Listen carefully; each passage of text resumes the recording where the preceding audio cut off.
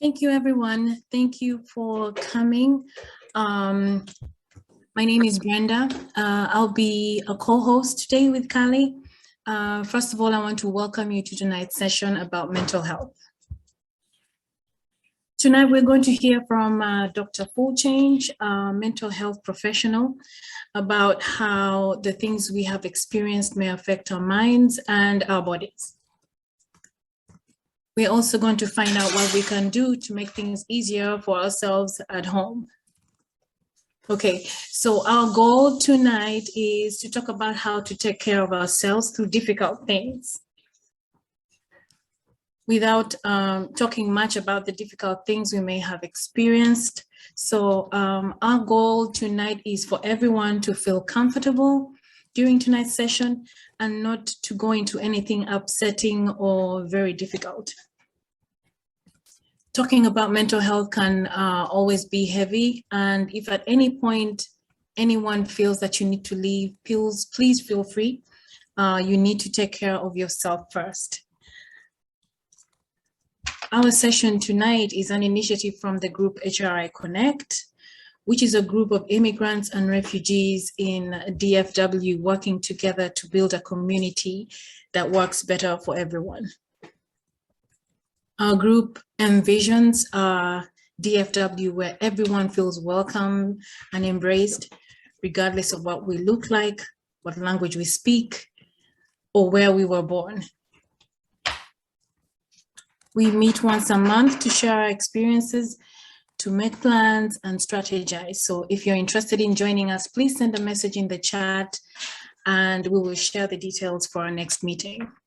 One of HRI's Connect's priorities is making healthcare more affordable and accessible for everyone, regardless of immigration status. And this session is part of a series planned for the rest of the year. Now, our goal is to get trustworthy information about keeping ourselves healthy out to everyone who needs it in the languages that we need. Now, in June, we'll have a session on first aid, and in July, we'll have a session on nutrition. To register for our next session, Kali is going to put a link in the chat. Please click on the link and you can join in the session. We'll have more sessions later on in the year on topics like cancer prevention and encouraging teen mental health. So we are here to learn about mental health from Dr. Fullchange. And so I'm pleased to turn this time over to her. Dr. Fullchange, I'll have the slides up on my computer and I'll be ready to advance when you let me know. Thank you. Okay. Well, hi, everyone. I am Dr. Aileen Fullchange. I'm a licensed psychologist. Raise your hand or give me a thumbs up or something if you know what a licensed psychologist is.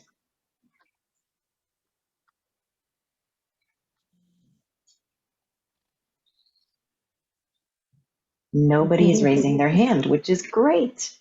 Oh, one person, two people. This is great. That means I get to explain a little bit about who I am and what I do. So a licensed or a psychologist is someone who helps people cope with stress and also heal from trauma. And it could be any kind of stress. So I work mostly with ethnic and racial minorities, and I work a lot with trauma. And we'll talk about what trauma means, how it impacts our mind and our body, and what we can do to cope. So before we get started, I'm going to invite everyone to look around your surroundings and find something that makes you feel good. It could be an object, it could be a color, it could be a gift from someone, it could be a picture of someone, it could be a painting, it could be a pet. But whatever it is, I'm going to invite you to share what it is in your surroundings that makes you feel good. So I will start. I'm looking around. I have a lamp that I found at a thrift store, and it's made of a rock. And that's something that makes me feel good. I look at it and it's glowing. It makes me feel like I'm glowing. What about you? Just a few people. Uh-huh. The window scene. I see that. Uh-huh. What else do you see in your surroundings that makes you feel good? Yes, a cup of tea. What else for other folks? Something right now that you can see or that you can touch in your surroundings. A painting. Yes. Let's just take a few more answers.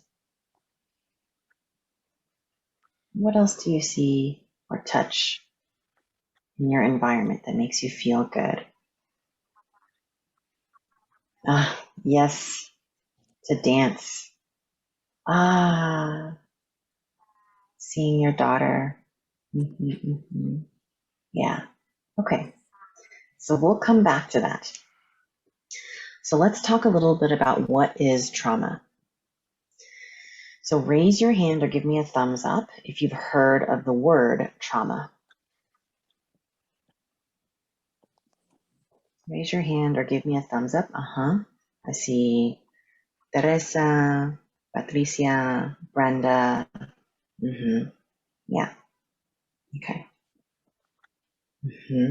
Good, good. Okay. So there's a lot of definitions of trauma, but I'm gonna, thank you, Callie, for putting that in the chat. Yeah. I'm gonna invite you just to think of when you hear the word trauma, what do you think of? And put that in the chat. When you think of trauma, what do you think it is? And put that in the chat. There's no wrong answers here. So put that in the chat. What do you think trauma is? What do you think of when you think of trauma?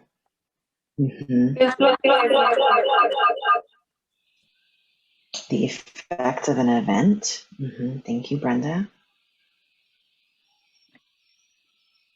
That's something that happened to you. Yeah, something disrupting one's well-being. Thank you, Glenda. Thank you, Samir. Yeah, okay. So on the next slide, something that causes harm. Yeah. Very good, Patricia. Yeah. So an event, it could be repetitive. Yeah. Okay. So let's look at the official definition of trauma from, on the next slide, Dr. Bessel van der Kolk. Callie, can you, thank you. Okay. So Dr. Bessel van der Kolk, he is a researcher and a psychiatrist who's been studying trauma since the 1970s. And he defines trauma as something that happens when your resources are not adequate to cope with whatever that external stressor is. An easier way for me to think about it is thinking about it like a bucket. You're the bucket and the water is the stressor. So on this slide, you'll see an image of that. Now, normally buckets can hold a certain amount of water, right? They're designed to hold water. But when we have too much water into the bucket, it overflows. And that essentially is trauma, when the life events overflow our capacity to handle it. I'm wondering, has anybody ever felt like they've had too much stress or that life feels overwhelming? Raise your hand or give me a thumbs up if you've ever felt that way.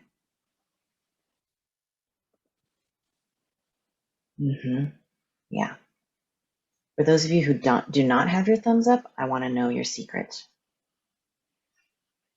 Okay.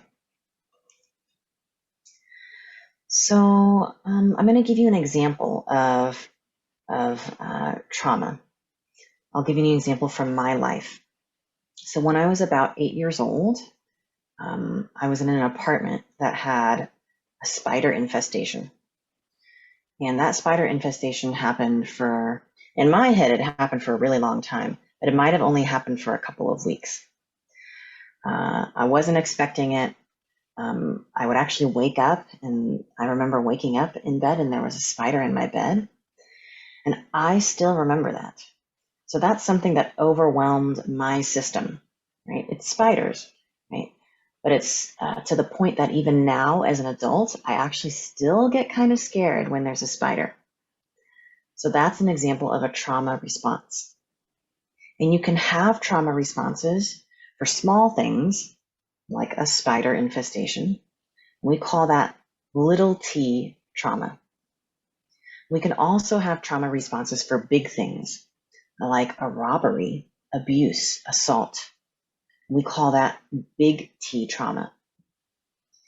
Now, who determines whether or not it's a trauma response is the person who experiences the trauma, right? So for me, or rather for all of my siblings, I think I might be the only one who had that response to the spiders.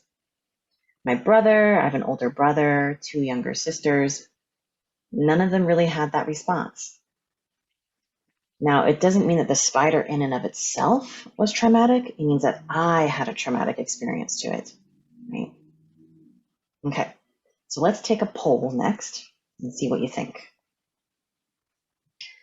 Who do you think determines if something is traumatic? Do you think it's the person who experiences the event? Do you think it's a medical doctor? Do you think it could be a random person on the street? Who decides if something is traumatic? So go ahead. I'll give you another maybe 10 seconds to vote. What do you think the answer is?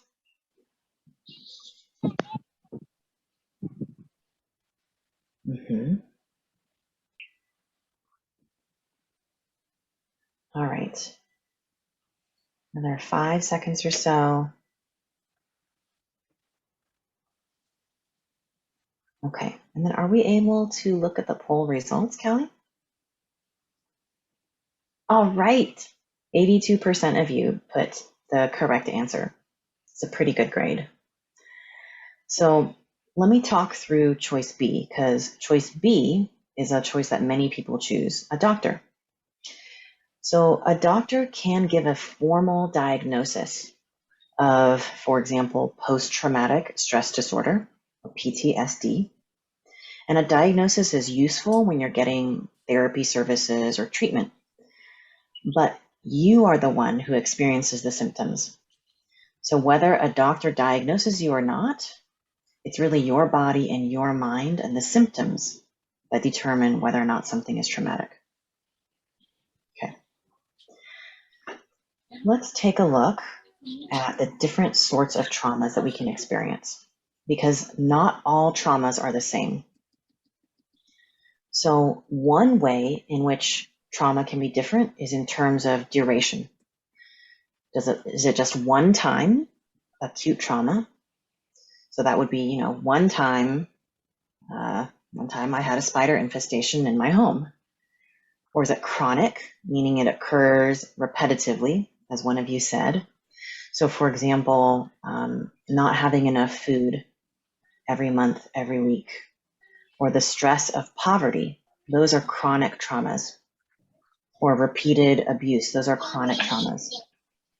And then there's intergenerational trauma, meaning we can actually pass on trauma between the generations. So a small example of this is, I'll talk about my mom. She had something happen to her related to a dog. And so she was really afraid of dogs. And for the longest time, even now a little bit, I was afraid of dogs. So that's a way in which she sort of passed on her trauma from dogs to me. Since then, I've gotten over it. My husband loves dogs, so I've grown to love dogs. But that's a way in which trauma could be passed on through the generations. Okay, so I'm going to ask you to play a guessing game. Which one do you think is most impactful, has the biggest impact? Acute trauma, one-time trauma, or chronic trauma, repetitive trauma? What do you think? Acute trauma or chronic trauma? Which one do you think has the most impact on someone? And you can type it into the chat. I see a vote for chronic. I see 2 votes for chronic trauma. Yeah. Brenda, Samir, you're right. Yeah. So chronic trauma, stuff that's repetitive, is the most impactful. And then we also have to think about, when did the trauma happen? Early in life versus later in life. Betty, you're right. Yeah. So let's think about this. Which one do you think has the bigger impact? A trauma that occurred early in life or a trauma that happened later in life? What do you think? Put that in the chat.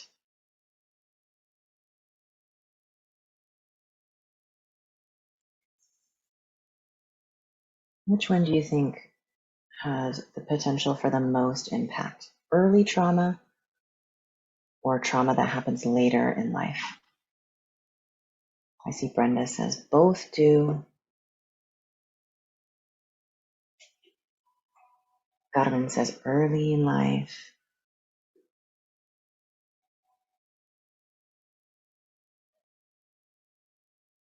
Samir says both. Depends on when or what kind of trauma. Jorge says early in life. Yeah. So, well, Betty says early in life. Yeah. So most of you are actually right. The earlier the trauma happens, the more likely it is to impact someone. So just to come back to the example of the spider infestation, if that had happened now that I'm, in middle age, that wouldn't have had as much of an impact. And the reason is because usually as we get older, we have more resources and more tools for how to cope with stress. But when I was 8, I did not know what to do with a bunch of spiders in my house. And it's true even earlier in life, traumas that occur even before our memory forms are very impactful. So just because you don't remember it doesn't mean it doesn't have an impact. It can still have an impact even if you don't remember it. And then the last factor to think of is the relationship that you had with the trauma. Was it an environmental trauma, or was it a trauma that occurred in relationship? So for example, if a piece of wood from a tree fell and hit me, that could be traumatic. But what if a person took a piece of wood and hit me? Right? So what's the difference between those two? Do you think the environmental trauma is more impactful, or do you think the trauma that's in a relationship with a person is more traumatic? What do you think? So put that in the chat. Do you think it's environmental trauma that's more impactful? Or do you think it's trauma that's in a relationship that's more impactful?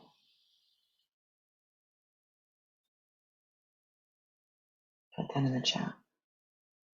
Brenda, Betty, Patricia, you all say it's relational. Samir, same thing. Carmen, you all are exactly right. Yeah. When trauma occurs in a relationship, then it is more impactful. Yeah, very good. Okay, so Glenda, yes, very nice summary.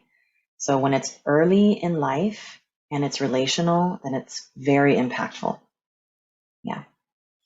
On the next slide, you're going to see some terminology that you might see when people talk about trauma. So we've already talked about acute trauma. Ya hablamos de... Acute trauma is one time. Chronic trauma we've talked about. We said it's repetitive. And then complex trauma, that combines chronic and relational, and oftentimes early in life. So like what Glenda said, but plus chronic. So that includes things like neglect, abandonment, abuse, exposure to domestic violence, things that happen repeatedly within a relationship, and oftentimes while a person is still developing. So there's a couple other ones here that maybe we haven't talked about. One is called systemic trauma. And that refers to the fact that sometimes our laws, our policies, and institutions can cause stress and can cause trauma. So this occurs with racism, with sexism, with homophobia, and other forms of discrimination, including discrimination in the form of, for example, some of our immigration policies. That can also be traumatic for some people. So that's systemic trauma. And then the other one down there, it says vicarious trauma. That happens when we are exposed to other people's trauma stories. So for example, for some people, when they watch a lot of TV that has a lot of stressful events, or see social media about other people's stress, other people's fear, they can actually start to experience that trauma. So raise your hand or give me a thumbs up if you know somebody who has experienced one of these kinds of traumas. It could be yourself or it could be somebody you know. Raise your hand. Oh, Patricia, very good. Yeah, so COVID might be something that's systemic. Right? Very good example. Yeah. So yep, I see a lot of people raising their hands. Okay, we're gonna dive into a little bit more of why this even matters. But first, I'm gonna do a little bit of grounding with you. So I'm gonna invite you just to move around. If you're in a chair, just to move around in your chair, maybe look left to right. If you're in a car, I saw some of you in a car, so I invite you not to move around so that it endangers your safety. But if you are able to move around a little bit, move around, and then just check in with your body, just see how it feels. And then I invite you to look at that thing that I asked you to look at the beginning of our presentation. So whether it's the light that you feel from your kid coming into the room, or the painting, or the cup of tea, but just to take a moment and to look at it, or to touch it or feel it. Yeah. And whenever you're ready to come back and listen, come back and listen. So if you participated in that activity, you just did a trauma coping tool. So give yourself a high five, a pat on the back. We're going to do a bunch more of these later on today. Okay. So why are we talking about trauma? Well, one indication of why we're talking about it is that it's common. So if you raised your hand, or you saw the rest of the participants here raise their hand, a lot of people have experienced trauma. So I want to talk with you about a really famous study. It's called the ACEs study. ACEs stands for Adverse Childhood Experiences. And we're going to look at that at the next slide. This was a study done in 1995 with 17,000 participants. Well, more than that. And it was done by the Centers for Disease Control and Kaiser Permanente, really large organizations, one of them being a hospital system and the other being a branch of the government. And they asked people some questions. They asked people things like, did you feel that you didn't have enough to eat? That you had to wear dirty clothes? Or you had no one to protect or take care of you? They asked things like, did you lose a parent through divorce or abandonment or death or other reason? They asked about almost a dozen questions, including about abuse, neglect, physical violence, about even feeling threatened in the home. This picture shows the kinds of questions that they asked.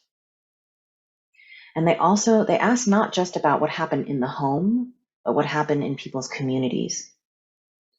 So was there violence in the communities that people grew up in?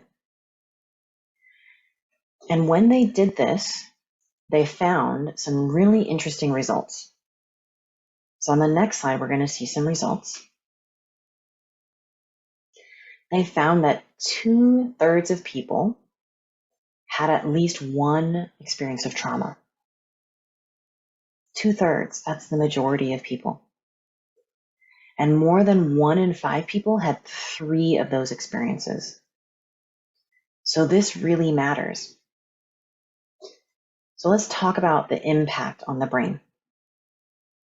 Okay, I'm going to invite everybody to hold up your hand and put your thumb inside your fingers like this. Have your thumb fold over your fingers. Yeah. So this is going to be a little model of your brain, of my brain. Your hand is a model of your brain. My hand is a model of my brain. And there's 3 parts that I want us to talk about. One is right here. So if you run your hands over the front of your hand, that's called the prefrontal cortex. And that is in charge of decision making. So when you decided to come to today's session, that was your prefrontal cortex. Now on the inside of your brain, there's 2 pieces that I want to talk to you about. One of them is called the amygdala, which is like the tip of your thumb. And the other is called your hippocampus, which is kind of like the knuckle of your thumb.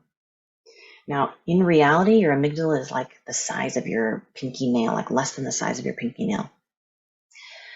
But in this model, the amygdala is the tip of your thumb and the hippocampus is right next to it. The amygdala, even though it's as tiny as the tip of your pinky finger, it's actually in charge of your big feelings. Like when you have big anger responses or fear responses. And your hippocampus, that's in charge of learning and memory. Do you notice something about the amygdala and hippocampus? They're right next to each other. When the amygdala is on, everything else is off. So for example, if a bear all of a sudden showed up in front of me, my amygdala would go on. What would my amygdala say? It would say things like, you better run away, or you better freeze, or you better fight that bear off. So that's the amygdala's response, is to survive. Now, if a bear were to show up in front of me, do you think I would be able to, I don't know, learn something, learn to recite Shakespeare? Do you think I would be thinking of that? What do you think? Yes or no? No, definitely not. And the reason for that is because when the amygdala is on, everything else is off. The hippocampus is off. And also the prefrontal cortex is off. That's right, Samir. You're going to either fight or you're going to flee. Those are the options. So the prefrontal cortex, I said it's in charge of decision making, right? So for example, if a bear is right in front of me, am I going to be making good decisions about what to prepare next week for my family to eat for dinner? No. Right? So all of that good decision making also goes offline. Okay. I'm wondering, which part of the brain do you feel like you have been in the most today? Do you think you've been in the amygdala with really big feelings? Do you think you've been in the hippocampus learning? Or do you think you've been in the prefrontal cortex making good decisions? Which one do you think you've been in the most today? Go ahead and put that in the chat.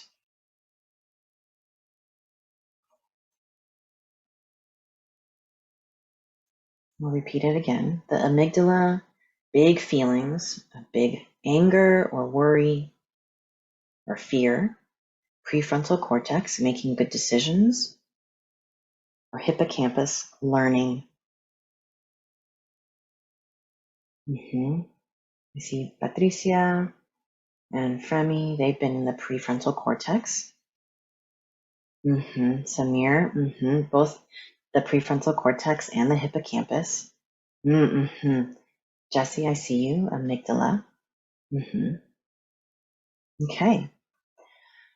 I'm gonna bet that most of you have used probably all of these to some degree today because, well, we have a brain with all of these parts and we use them all throughout the day. And the fact that you're here means you probably used your prefrontal cortex to make a good decision to come here. And you're probably learning, so you're probably using the hippocampus also. And hopefully I've helped you ground enough that your amygdala is calmer. I see, Brenda, you have an exact breakdown. It's very self-aware. Okay. Now, when trauma occurs, we use, well, which one do you think we use primarily out of those three parts of the brain? When trauma occurs, which one of those parts of the brain do we use the most? What do you think? The prefrontal cortex, the amygdala, or the hippocampus?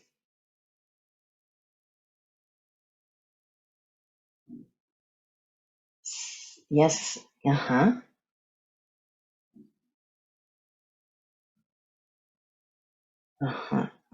okay. Samir, you put medulla. Do you want to share a little bit more?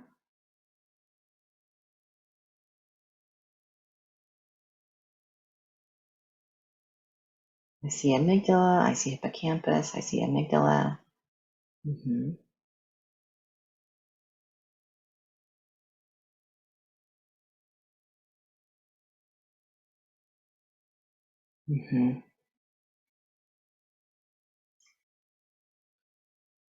And sorry, Samir, didn't mean to put you on the spot. You're welcome to share if you want to about the medulla. I don't know if you can hear me or not.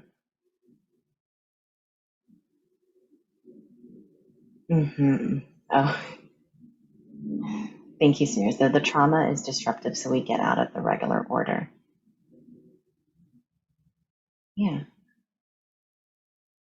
Yeah, so trauma affects all parts of the brain in reality, but the main part that becomes overactive is the amygdala.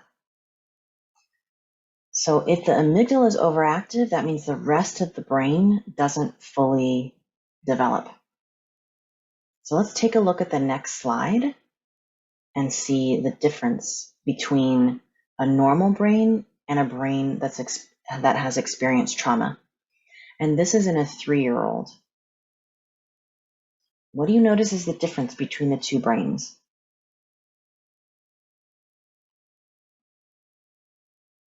You can drop that in the chat. What's the difference between those two brains?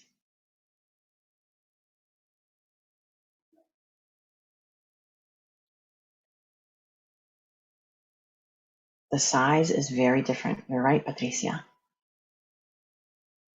Yes, very good. Even the color of the brain. And the reason the color is different is because in the normal child's brain, it's actually more dense. There's more neurons, more nerve cells. And in the child who has had extreme neglect, there's fewer nerve cells. There's literally more space, more fluid and liquid in the brain and fewer nerve cells. And if we were to do a brain scan, we would see that in the child's brain, there's actually, the child's brain with neglect, there's actually a more active amygdala. So let's take a look at the next slide. So when there's trauma, there's really three responses I talked about: fight or flight or freeze. So when you're fighting or flighting, what do you think happens to your body? When you're like, if there's a bear and you have to fight or you have to run away, what do you think happens to the body that helps you to fight the bear or to run away from the bear? What do you think needs to happen in your body? Yes, a surge of stress hormones, including adrenaline. Yes, Patricia, you have to run. So your muscles have to work. If your muscles have to work, what do they need to work?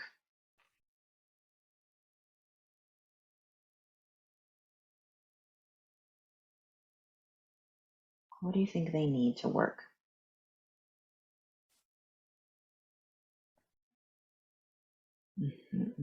They need blood.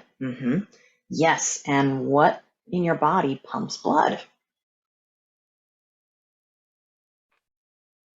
Your heart, right? Yeah. So your heart pumps blood. Your heart acts. That means your blood vessels are also working. That means your joints are working, your muscles are working. And there's some things that you really don't need to be working when you're running from a bear. For example, you don't need to be digesting food, right? You need to actually have all of your resources going to your muscles instead of your digestive system. Or you don't need to be, your reproductive system doesn't need to be super active. You're not reproducing while you're running away from a bear or fighting a bear, right? Or maybe this tiny skin rash that you had doesn't need to be attended to or doesn't need to be focused on by your body. All of your resources are going to your big muscles to run, right? And that has an impact on the body. So let's take a look at the next slide at how trauma impacts the body. You can see basically every single part of the body is affected. So like I said, your amygdala activates, which means less learning is happening. Your memory isn't going to be as good. Sleep is not going to be as good. You might seem more irritable. Your immune system gets impacted over time, which means you might take longer to heal. You might also be more likely to get sick.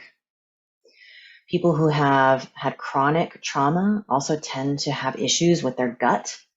So could be gut pain or could be difficulty digesting things or a sensitive gut. Sometimes difficulties with the reproductive system. Also, there's more likely to be heart disease because your heart is working really hard all the time. And a lot of times, people don't necessarily feel traumatized, but there might be these physical symptoms. Getting sick. Yep, you're right, Fremi. Yeah. You're at risk of having a heart attack. Yeah. Or feeling a lot of aches, pains in the body. Not being able to fall asleep or oversleeping, right? This doesn't sound like a great outcome, does it?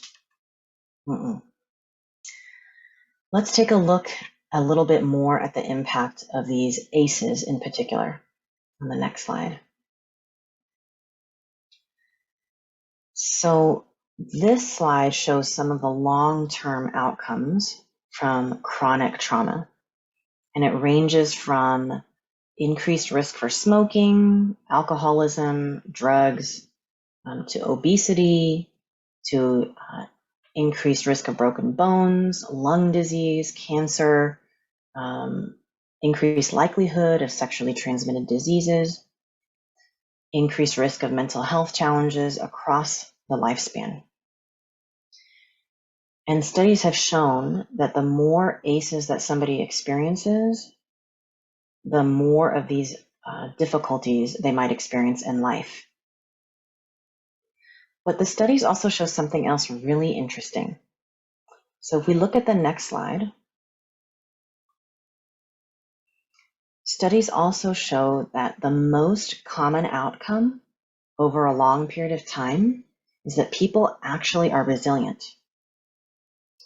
So when we track people who have experienced trauma over, let's say, a few decades, they usually end up being content with life, feeling satisfied with life.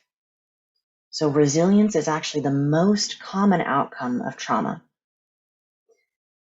I find this really interesting. So I'm wondering, what are your thoughts when you hear that, when you listen to this research? And you can type it in or you can speak out.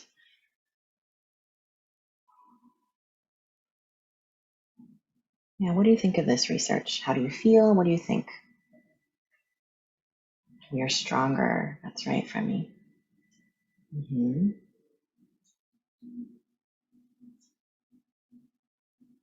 Mm-hmm. Yeah, it is good news. Yeah, you're right, Brenda. Resilience is the natural outcome for most people over a long enough period of time. Yeah. I'm wondering if people might be surprised by this. Is anyone surprised by this at all? Raise your hand if you're surprised by this. Maybe you all are very smart and very wise. I see Samir. Yeah.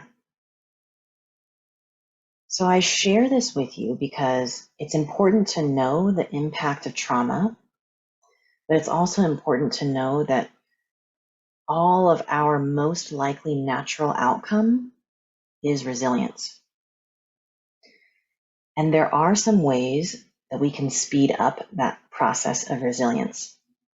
So let's talk about some things that you can do. So the first thing is just to notice. So just asking yourself, how stressed am I? So I'm going to invite you actually to do this with me. And I'm going to invite you to type it into the chat. Just notice, how stressed are you? Let's say 1 is you're not stressed at all. And 10 is you are the most stressed that you've ever been in your whole life. How stressed right now in this moment are you? Just take notice. And you're welcome to put it in the chat if you want to. Mm-hmm. Yeah. Thank you, Simon. Thank you, Brenda. Thank you, Patricia. Mm-hmm. Yeah. Mm-hmm. Thank you, Fremi. Mm-hmm. I see a 7 from Betty. Yeah. Mm-hmm. Yeah. Then the next question to ask yourself is, how do you know? And when I ask that, I mean, how do you know from your body? How do you know from your feeling? So you might know because maybe your shoulders feel really tight and tense. Or you might know because your mind is racing. You might know because you notice that you can't stop moving your body. You might notice because you are tired all the time. Just notice. How do you know? Then ask yourself, yes, exactly, Fremi, scanning your body. Mm-hmm. Yeah. Yeah, so being tired all the time. Mm-hmm. Yeah. So these are some good indications of how you know you arrived at that number. Then the next question to ask yourself is what you're doing adaptive or helpful? So whatever it is that you're doing, is what you're doing right now adaptive or helpful? And it could be that you're finding that this presentation is helpful. It could be that maybe, so like Patricia, if you're in pain, you might notice, oh, maybe me sitting in this way isn't actually helpful. Maybe it's causing more pain. Or maybe you haven't eaten, and maybe that's causing pain. Right? So just notice, is what you're doing right now in this moment helpful or not? If it is helpful, then great, keep it up. But if it's not helpful, then think about what would help you settle or what could be different. So right now in this moment, it could be that some of you maybe are hungry and you're noticing, that's causing some stress, or maybe it's really noisy and maybe you want to move away from the noise. Maybe it's really hot and you want to move into the shade. Whatever it is, see what might be helpful for settling right now. Could be taking a deep breath. And then just see if whatever you do or whatever you did, if it worked or not. So that's a process you can go through at any moment in the day. Okay, I talked about settling. So you might not know what I mean by that. Let me talk about what that means. That's right, Patricia. Yeah, to listen to your body, to know what you need, right? That's what we're doing. So let's talk about some ways to settle your body and your mind. So I'm going to go through several of these with you. We'll get through as many as we can. And if we don't get through them all, that's okay, because I believe you are all going to get a copy of these slides. So the first I call straw breathing. The scientific word is diaphragmatic breathing, but that's too many words for me. So I call this straw breathing. And I'm going to invite everybody to do this with me. So straw breathing just involves taking a normal inhale and then breathing out like you're breathing through a straw, a little soda straw. So I'll do it. Inhale, exhale.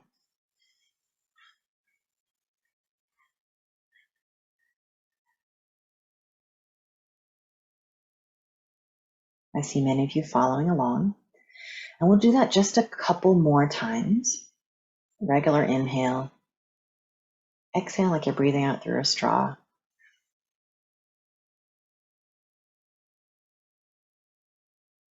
And we'll do that one more time.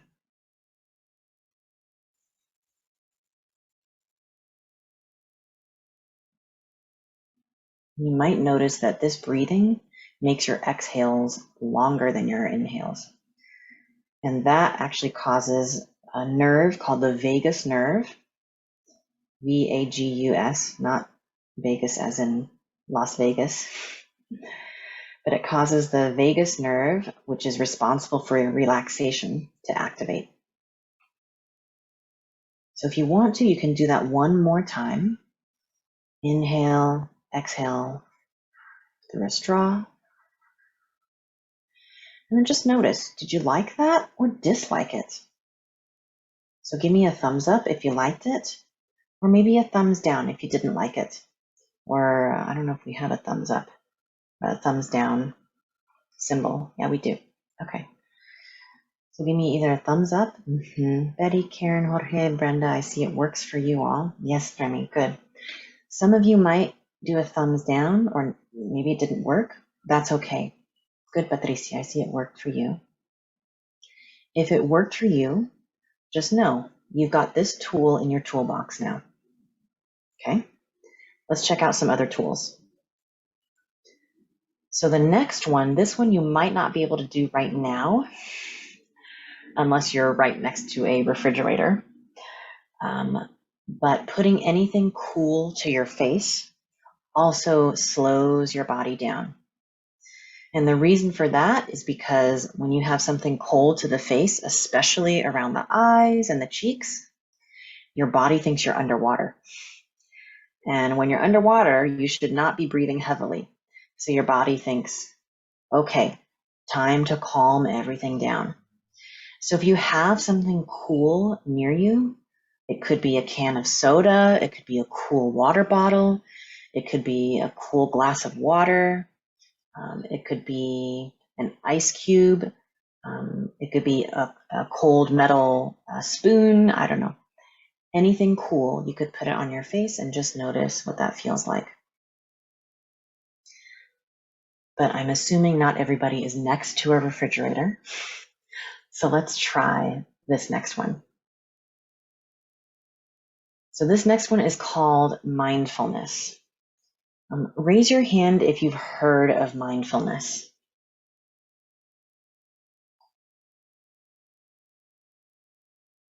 Oh, that's awesome. I see 4 of you have your hands raised. Okay, good. So mindfulness involves 3 things: purposely paying attention to the here and the now in the present moment without any judgment. So we'll do a version of this just for a moment or 2. And this one, I call it the loving kindness meditation. So I'm going to invite you in this moment to think of someone you want to send some love and some care to. Could be anybody. And just imagine that you're sending them some love and some care. It could be just a visual in your mind. It could be a feeling of warmth that you're imagining going towards them. Or you might actually say in your mind, I wish you happiness. I wish you comfort. I wish you peace. And just send that out to this person who you have in mind. Yeah. I see some of you who are doing this even with a little smile on your face. Yeah. And then I'm going to invite you to send that to yourself. So inviting you to say to yourself, I wish myself peace. I wish myself joy. I wish myself health. I'm sending myself love. And just see how that feels. Okay, and check in. Did you like that or dislike that? ¿Le gustó eso? So give me a thumbs up if you liked it, or a thumbs down or no response if you didn't like it. Yeah, I see several thumbs ups. Good, good. For some people, I don't like the mindfulness or meditation, and that's okay too. But if you gave a thumbs up, great. Now you've got another tool in your toolbox. Okay, let's try another one. I'm gonna try the next one, number 26, rocking. Thank you, Callie. Callie's doing my slides, so thank you. So rocking is something that's very primitive. When we are infants, we get rocked and soothed, right? So I'm going to invite you to do this. You can do rocking either front to back or side to side or in circles, however you decide to do it. But go ahead and just take a moment. Just rock. And you decide how quickly to rock or how slowly to rock. You decide which direction to rock. Just try it. Then we'll do this just for a few more moments. And then when you're ready, take a pause. And just notice, did you like it or dislike it? So again, give me a thumbs up if you liked it. And give me a thumbs down if you didn't really like it. Good, Jorge. That's another tool in your toolbox. Karen, good. That's another tool in your toolbox. Carmen, Samir, Betty, Brenda, good. Daniela, Teresa, great. So that's another tool in your toolbox. For most people, this is very soothing because it is something that we is almost wired into our brains to experience as soothing. Okay, let's try the next one. I call it lotion on the arms. And this is for those of you who like physical touch. So I'm going to back up so you can see. But the idea is just to run your hand from your shoulder down to your elbow. So from your shoulder down to your elbow. And just see how that feels. And you can do this with movement or you can stay still. That's up to you. You decide. And just do that a few moments. Just a few moments. Imagining you're putting some lotion on your arms, and then take a pause and then check in. Did you like it or dislike it? There's no wrong answers here, but just check in. I see Fremi, I see Karen, I see Betty, I see Jorge. Good, good, good. Yeah, some people find touch very soothing. And so if you are that kind of person, then this could be soothing. And other people don't find it soothing, and that's okay too. Okay, so let's try, I'm gonna skip the next one and go to the, there we go. Yeah. So I'm gonna invite everyone to do a little bit of self-massage, and you can follow along with the diagram here. So raise one hand up, doesn't matter whichever hand. Take 3 fingers and put them right where your crease of your wrist is. And then at the bottom of that, there's a little point. So at the bottom right here, I'm gonna invite you just to put your thumb there and just give it a little massage. And just see if you like that. There's an anxiety pressure point there. For some people, it's really relieving and soothing. You might try it with the other hand also to see if it feels the same or if it feels different. And just take a few moments just to see whether you like that or dislike that. And you might try other parts of your hands also. So if that doesn't feel good, you might try other parts of your hands, like your palms. And then take a moment and pause and just check in. Did you like that or dislike it? So thumbs up if you liked it, thumbs down if you didn't like it. Good, Femi, I'm glad you liked it. Good, Betty, I'm glad you liked it. And if you liked it, great. That means there's another tool in your toolbox. Okay. So for the sake of time, I'm wondering, yes. Let me do this and then we're gonna do a little summary.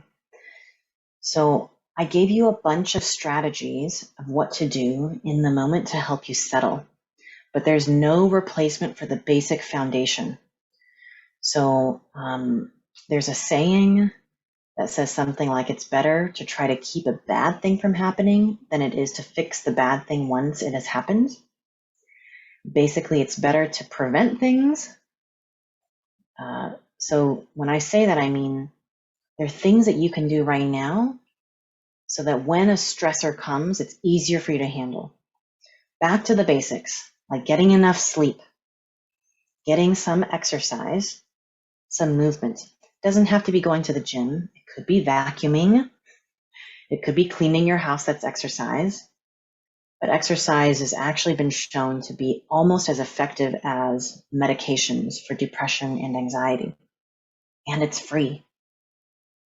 Getting good nutrition, eating healthy, getting out in nature on a regular basis, and then connecting with other people who you feel safe with. Maybe through HRI Connect, for example.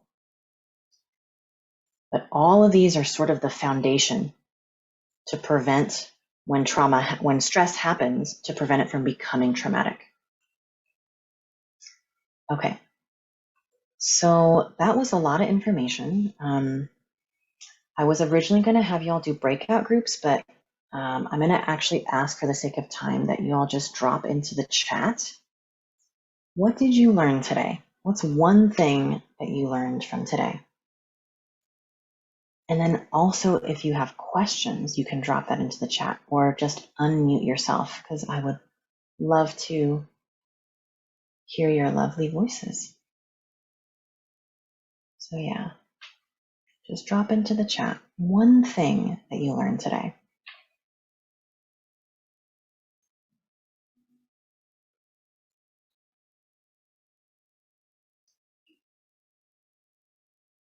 or say it out loud.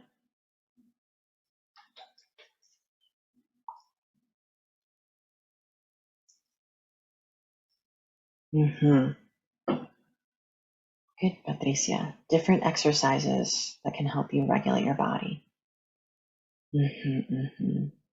Yes, Teresa. Different tools to deal with stress.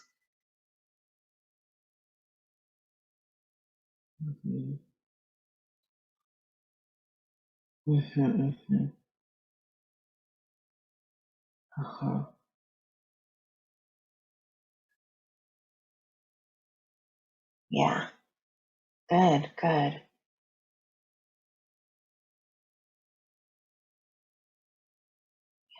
And if you want to write down a reminder on a Post-it to use one of these tools, you are welcome to do so. Good,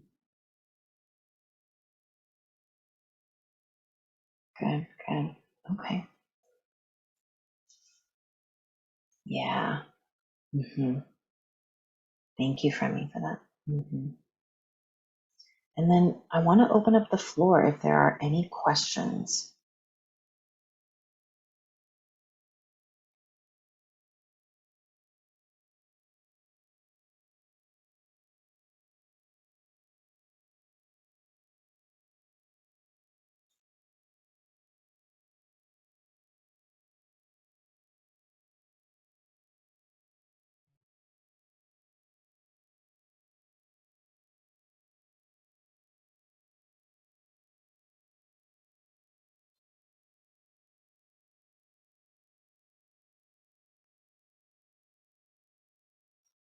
Samir, that's a good question. I can't remember how often resilience by percentage.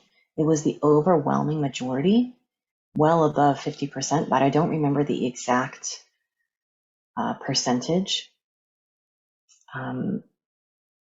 If you look up, for example, there's a study from Hawaii. So if you look up Hawaii longitudinal study trauma, you might get the specific study on that. And there's been many other studies since then, but it's well above 50%.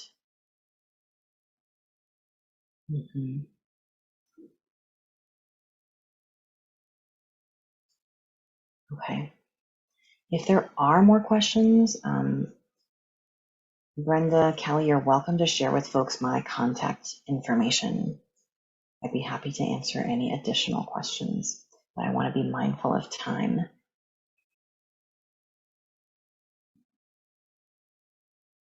Oh yes, and there's resources too. You'll get that in the slides.